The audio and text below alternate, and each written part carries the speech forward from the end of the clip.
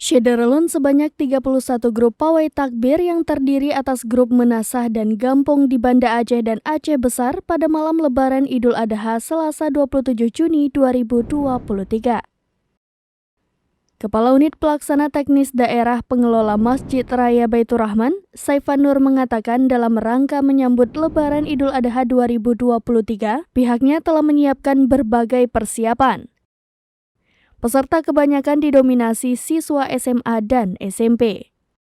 Ia berharap agar para peserta pawai dapat senantiasa memberikan nuansa perdamaian dan saling menghormati antar sesama grup serta menggemakan asma Allah.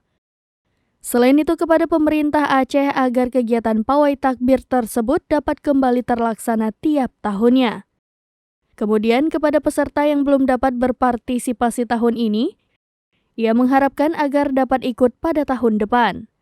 Adapun rute pawai takbir tersebut dimulai dari Masjid Raya Baitur Rahman, Simpang Kodim, Simpang Peniti, Simpang Jambotape, Simpang Bundaran 5, Simpang Kodim dan finish di pintu utama Masjid Raya Baitur Rahman.